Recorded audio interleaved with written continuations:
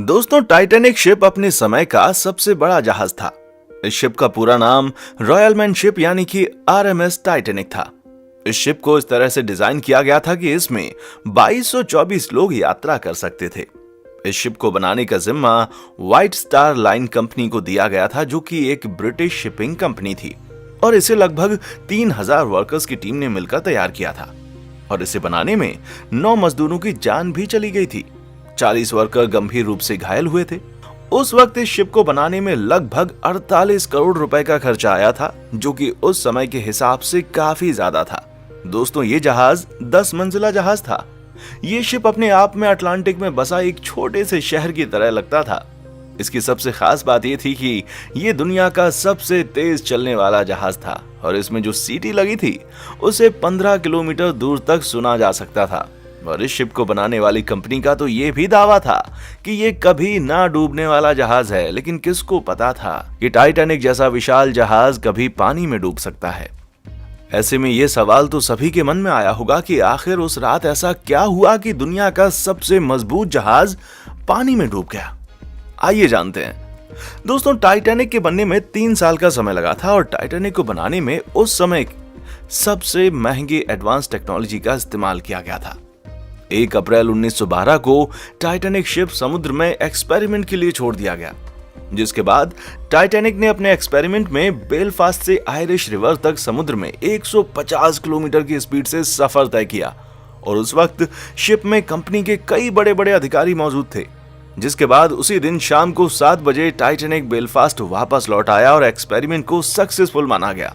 मैं आपको यह भी बता दूं कि एक्सपेरिमेंट सक्सेसफुल हो जाने के बाद 2 अप्रैल 1912 को टाइटैनिक को यात्रा के लिए ऑफिशियली लॉन्च कर दिया गया, और इसी के साथ टाइटैनिक ने इतिहास के पन्नों में अपना नाम दर्ज कर लिया।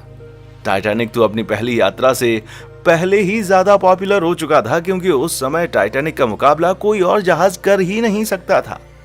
टाइटैनिक में ए क्लास, बी क्लास और सी क्लास के रूम मौजूद थे।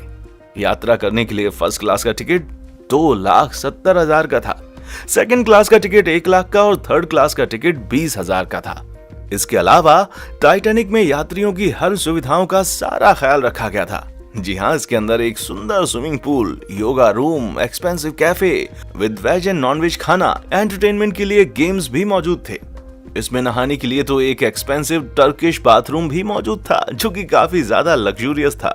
इसमें सबसे ज्यादा एडवांस इलेक्ट्रिसिटी सिस्टम भी लगाया गया था।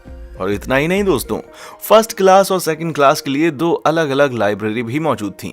इसके अलावा टाइटैनिक में फर्स्ट क्लास और सेकंड क्लास के यात्रियों के लिए 4 लिफ्ट भी लगी हुई थी।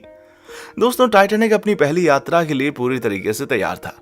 इसकी पहली यात्रा इंग्लैंड के साउथहैम्पटन से लेकर अमेरिका की न्यूयॉर्क सिटी तक तय की जानी थी, और इसके कैप्टन एडवर्ड जॉन स्मिथ थे।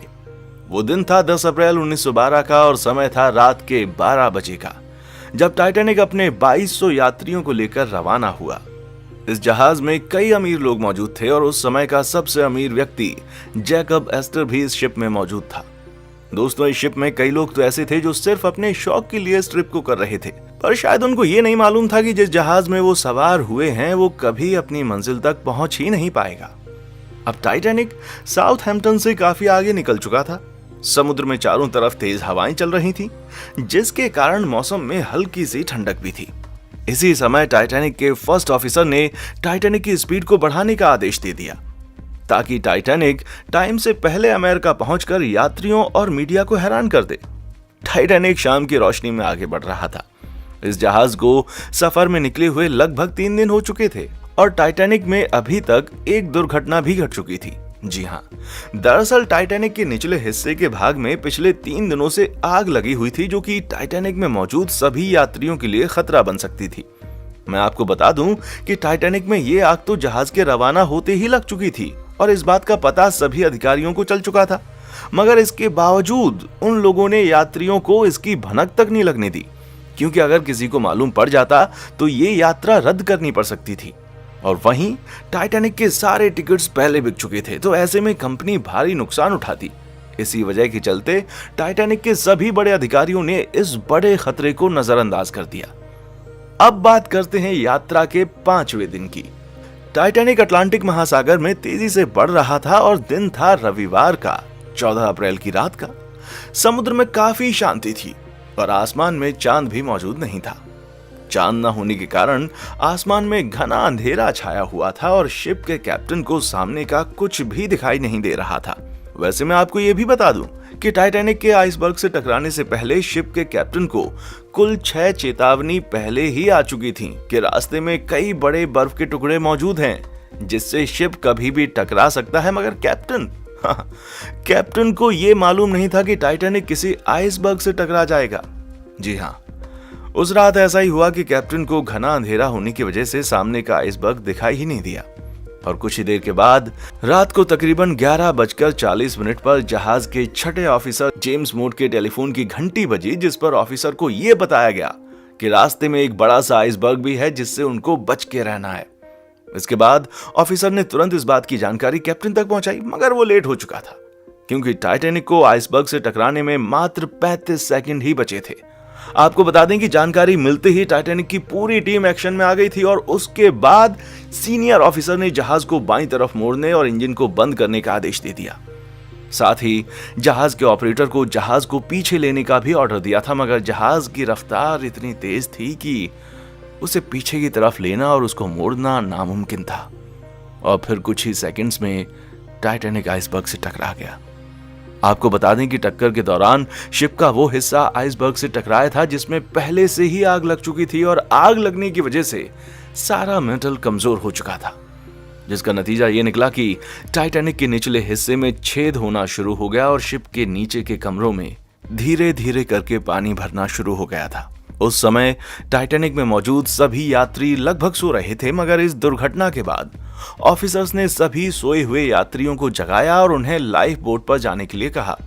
दोस्तों, वैसे तो हर जहाज में यात्रियों की सुरक्षा के लिए 40 लाइफ बोट का होना जरूरी होता है, मगर हैरानी की बात यह थी कि टाइटैनिक में सिर्फ 20 ही लाइफ बोट मौजूद थे, क्योंकि टाइटैनिक को कभी ना डूबने वाला जहाज माना गया था। दोस्तों, ऐसी अनकंट्रोल सिचुएशन को देखते हुए टाइटैनिक कई सारे रॉकेट्स को आसमान में छोड़ रहा था ताकि इस मैसेज को देखकर कोई दूसरा जहाज हेल्प के लिए आ जाए, लेकिन कोई भी दूसरा जहाज हेल्प के लिए वहां तक नहीं पहुंच पाया और देखते ही देखते टाइटैनिक शिप अटलांटिक ओशन में डूब गया, जिसमें 1500 लोगों ने अपनी जान गंवा दी थी। तो दोस्तों, आपको हमारा ये वीडियो कैसा लगा हमें नीचे कमेंट बॉक्स में आकर जरूर बताएं। इसी तरह हमारे साथ वीडियो को लाइक और शेयर भी करते रहिए। इस YouTube चैनल को सब्सक्राइब करना बिल्कुल ना भूलें और हाँ, देखने के लिए शुक्रिया।